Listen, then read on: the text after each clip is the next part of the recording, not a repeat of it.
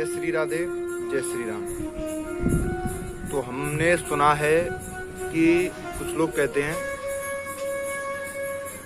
कि जो व्यक्ति जप तप करता है, भगवान का भजन करता है, वही व्यक्ति अपने जीवन में सबसे ज्यादा दुखी रहता है। ऐसा हम बहुत से लोगों से सुनते आ रहे हैं। तो एक आचार्य हुआ करते थे, बहुत समय पहले की बात है।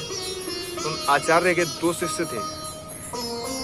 दोनों शिष्यों की अलग अलग विशेषताएं थी। क्या विशेषताएं थी उनमें कि एक शिष्य उनका इतना बड़ा भजनानंदी, इतना बड़ा भक्त था कि जप तप की अगर बात आए तो उससे बड़ा जप तप करने वाला कोई नहीं था। और अगर भजन की बात आए तो उससे ज्यादा भजन नहीं कोई करता था।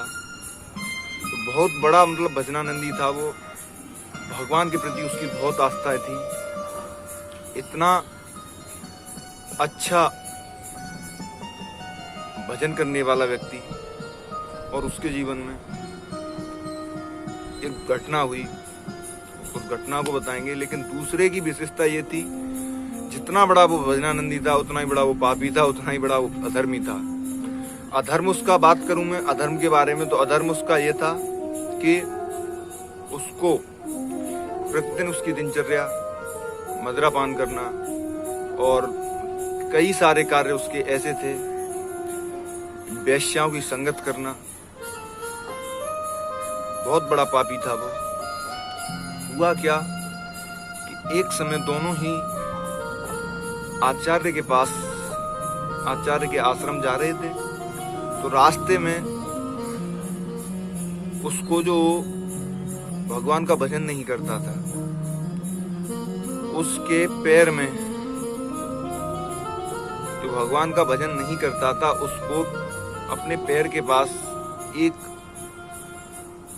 सोने से बंधी हुई एक छोटी सी पोटली में सोना मिला। तो वो भजन करता था, वो भी सोचने लगा कि इसको सोना मिला। उसका ध्यान उसी की तरफ, और चलते चलते उसे आगे रास्ते में जो भजन करता था उसके पैर में भी एक कील समान वस्तु उसके पैर में लग गई।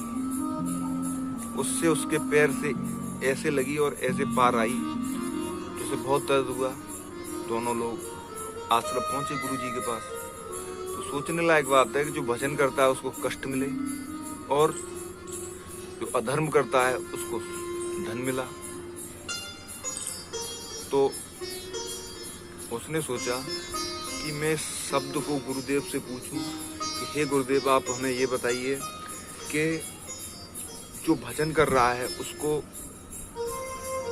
पैर में चोट लगती है, और जो पाप कर रहा है उसको धन मिलता है, ये क्या है गुरुदेव? तो वहाँ गुरुदेव ने बताया कि बेटा, तुम भजन करते थे, इसीलिए मैं तुम्हें देखकर बहुत प्रसन्न होता था, और ये भजन नहीं करता था, इससे मैं बहुत दुखी होता हूँ। क्यों होता था? इसीलिए आज वो वक्त आ ही गया कि इसके भजन न करने का परिणाम इसे मिल गया, और तुम्हारा भजन करने का परिणाम तुम्हें मिल गया। तो उसने कहा, गुरुदेव, मेरे भजन करने का परिणाम यह था कि मेरे पैर में कील लग जाए, और इसका भजन न करने का कारण यह था इसे धन मिले।